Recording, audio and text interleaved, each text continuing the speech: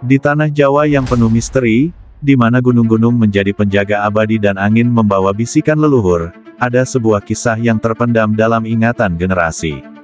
Kisah tentang janji yang diucapkan di bawah langit Majapahit yang megah, saat dua kekuatan besar bertemu dalam perselisihan yang memecah tanah dan mengguncang langit. Sabdo Palon, penjaga ruh dan tradisi leluhur Jawa, berdiri sebagai simbol kebijaksanaan yang tak tergoyahkan.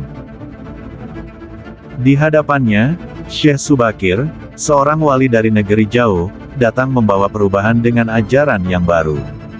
Demi menghindari kehancuran, perjanjian pun dibuat, janji yang mengikat manusia dan semesta, tradisi lama akan dihormati, bahkan di tengah derasnya arus kepercayaan baru. Namun waktu, seperti air yang mengalir, melupakan banyak hal. Generasi berganti, kerajaan-kerajaan runtuh, dan janji itu terkubur dalam debu sejarah. Tradisi leluhur semakin tergerus, suara gamelan berganti dengan derap langkah zaman, dan roh-roh penjaga tanah Jawa mulai terabaikan. Tapi di sudut gelap sebuah gunung angker, Sabdo Palon menanti. Ia tidak tidur, hanya diam, menghitung waktu dalam kesabaran abadi. 5 abad telah berlalu. Kini, saat perjanjian itu dilanggar dan tradisi hampir sepenuhnya dilupakan, gunung-gunung berguncang, angin menderu membawa pesan. Sabdo Palon bangkit dengan amarah yang agung, bukan untuk membalas dendam, tetapi untuk mengingatkan manusia tentang akar mereka, dan tentang konsekuensi melupakan asal-usul.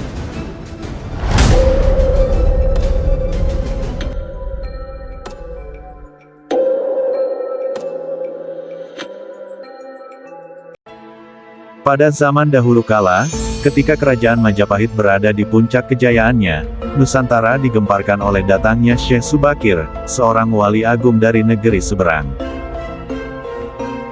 Syekh Subakir datang dengan misi menyebarkan ajaran Islam di tanah Jawa yang kala itu masih kental dengan keyakinan lama, seperti kepercayaan pada hyang, dewa-dewa, dan tradisi leluhur.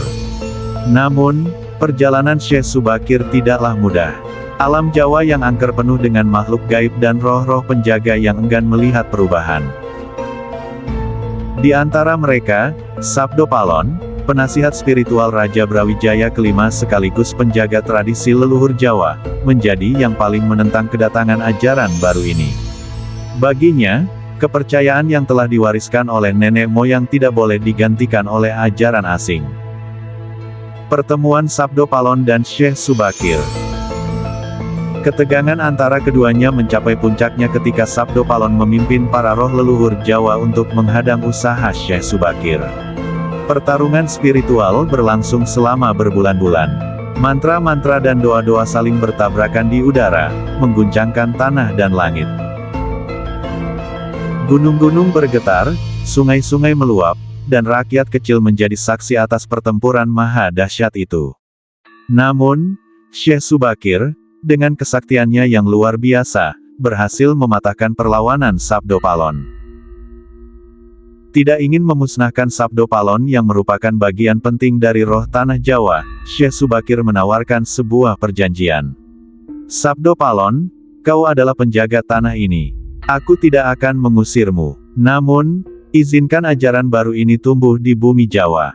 Aku berjanji, jika ajaranku telah menjadi kuat selama 500 tahun, aku akan kembali menghormati tradisimu, dan kita akan berdamai. Sabdo Palon, meski terpaksa, menerima perjanjian itu. Namun, ia memperingatkan, jika janji ini kau hianati, aku akan kembali. Aku akan bangkit dengan murka, dan tanah Jawa akan kembali diguncang kekuatan lama. 500 tahun kemudian, waktu berlalu, Majapahit runtuh, dan Islam menyebar ke seluruh penjuru Nusantara. Perjanjian itu terlupakan seiring bergantinya generasi. Kerajaan-kerajaan Islam berdiri megah, dan tradisi leluhur yang dijaga oleh Sabdo Palon perlahan memudar, tergeser oleh kepercayaan baru. Namun, jauh di Gunung Angker, roh Sabdo Palon tidak pernah tertidur. Ia menunggu dengan sabar, menghitung hari demi hari. Ketika waktu menunjukkan genap 500 tahun sejak perjanjian itu dibuat, Sabdo Palon bangkit dari meditasinya. Ia mengembuskan napas panjang yang mengguncang gunung-gunung dan memekikkan jerit angin di malam hari. Ia melihat bahwa Syekh Subakir tidak menepati janjinya. Tradisi lama tidak dihormati, dan ajaran leluhur hampir punah. Marah, ia memutuskan untuk membangkitkan kekuatannya. Kembalinya sang penjaga. Sabdo Palon muncul di tengah badai yang melanda tanah Jawa. Gunung-gunung berasap, lautan bergolak, dan langit mendung tak henti-henti. Ia menyeru seluruh makhluk halus dan leluhur tanah Jawa untuk kembali bersamanya, mengembalikan kejayaan tradisi leluhur yang telah lama ditinggalkan. Wahai manusia Jawa, suaranya menggema seperti petir. Apakah kalian lupa siapa diri kalian? Apakah kalian lupa akan janji yang diucapkan di tanah ini? Kini, aku datang untuk menuntut keadilan. Rakyat yang mendengar seruan Sabdo Palon merasa resah. Mereka dihantui mimpi-mimpi buruk, melihat bayangan masa lalu yang bergejolak. Para pemimpin spiritual dan tokoh masyarakat mencoba berdoa dan mengusir gangguan ini, tetapi tidak ada yang mampu melawan kekuatan Sabdo Palon. Kebangkitan tradisi. Sabdo Palon tidak berniat memusnahkan manusia, tetapi ingin mengingatkan bahwa leluhur mereka memiliki nilai yang tidak boleh dilupakan. Ia memunculkan kembali adat istiadat lama, seni-seni yang hampir hilang, dan falsafah hidup Jawa yang adiluhung. Namun, ia juga memperingatkan bahwa, jika manusia tetap mengabaikan warisan leluhur, ia tidak segan untuk memusnahkan semua yang ada di atas tanah Jawa. Akhir cerita. Pada akhirnya, seorang cucu Syekh Subakir, yang telah mewarisi kekuatan spiritualnya, muncul untuk menghadapi Sabdo Palon. Dengan hati yang penuh penyesalan, ia memohon maaf atas kelalaian leluhurnya. Sabdo Palon, meski keras, menerima permohonan itu. Namun, ia memberikan syarat, hormatilah tradisi leluhurmu. Jangan lupakan asal-usulmu. Jika kalian melupakan lagi, aku akan kembali untuk terakhir kali, dan tidak akan ada maaf. Sejak itu, tradisi lama dan ajaran baru hidup berdampingan, saling melengkapi. Sabdo Palon kembali ke dunia gaibnya, menjadi penjaga yang terus mengawasi dari kejauhan.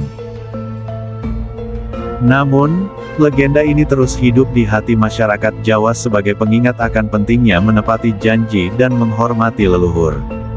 Setelah memberikan pesannya, Sabdo Palon perlahan menghilang ke dalam kabut, kembali ke dimensi spiritualnya. Gunung-gunung berhenti berguncang, angin reda, dan langit yang sebelumnya mendung perlahan cerah, seolah dunia menerima perdamaian baru.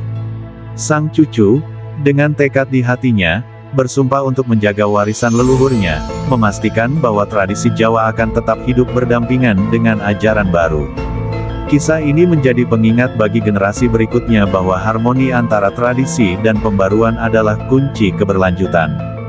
Dan meski Sabdo Palon kini telah lenyap dari pandangan, rohnya tetap mengawasi, memastikan janji itu ditepati.